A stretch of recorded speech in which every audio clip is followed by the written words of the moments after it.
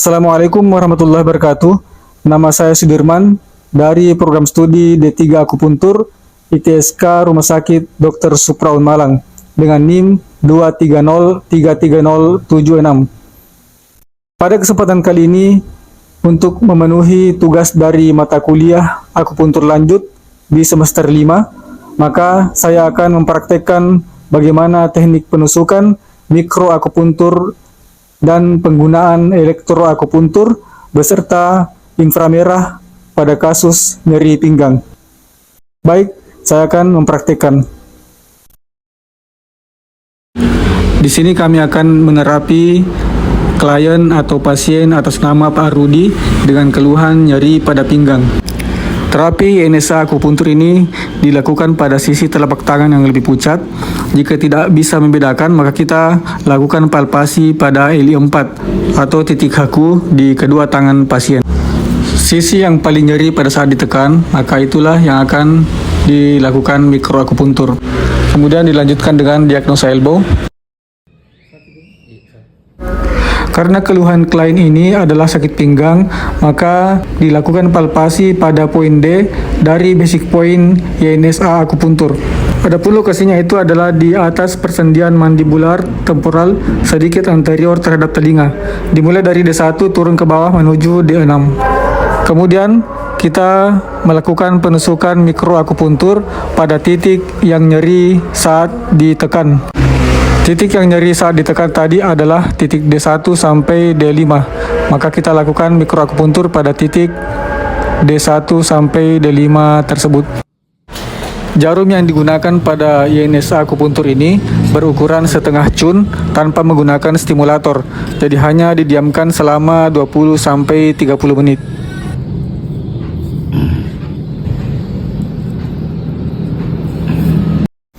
Lalu kita juga bisa menambahkan titik lumbar 5, posisinya pas di atas telinga.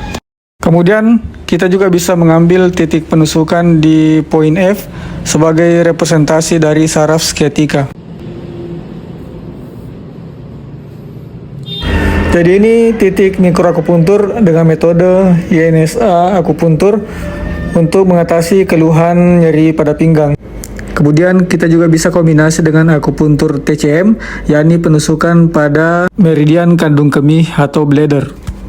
Sebelum penusukan, bisa dipanaskan dulu menggunakan inframerah untuk lebih mengendurkan ototnya sehingga jarum bisa masuk lebih mudah dan pasien merasa lebih nyaman.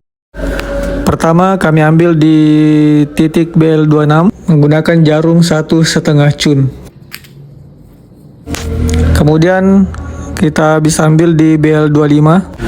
Titik BL26 dan 25 ini ditusuk berpasangan atau kiri kanan. Lokasi penusukan untuk titik BL jaraknya 1,5 cun atau 2 jari dari tulang tengah pinggang. Kemudian kita ambil di titik BL24 juga berpasangan. Bisa ditambahkan penusukan di titik BL23.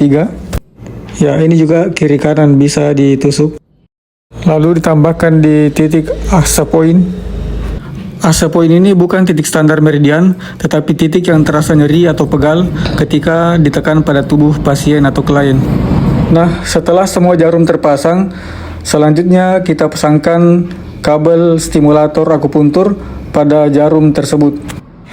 Pemasangan plus minus kabel itu bisa di meridian yang sama atau berbeda meridian, tergantung dari tujuan terapinya.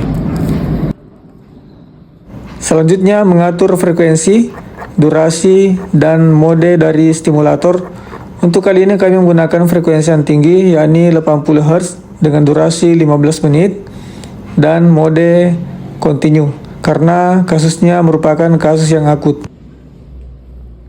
Lalu kita atur intensitas dari stimulator atau kuat lemahnya arus, disesuaikan dengan respon dari pasien.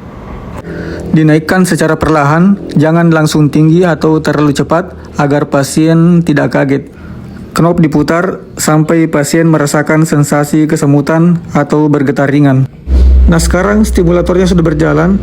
Kelebihan dari stimulator atau elektroakupuntur ini adalah lebih konsisten stimulasinya, lebih efektif untuk nyeri, kita bisa mengatur intensitas dan frekuensi dengan mudah, serta bisa menghemat tenaga kita sebagai terapis.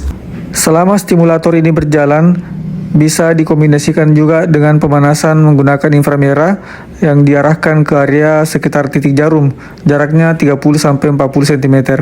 Kombinasi antara stimulator dengan inframerah ini memiliki efek analgesik yang lebih kuat sehingga penyembuhan bisa lebih cepat. Jika waktunya sudah habis, maka kita turunkan intensitas stimulator ke 0, matikan daya stimulator, lepaskan kabel elektroakupuntur atau stimulator, cabut jarum akupuntur dari tubuh pasien, dan kembali merapikan peralatan. Demikianlah praktek penusukan mikroakupuntur dan penggunaan elektroakupuntur serta inframerah. Mudah-mudahan bermanfaat. Terima kasih. Assalamualaikum warahmatullahi wabarakatuh.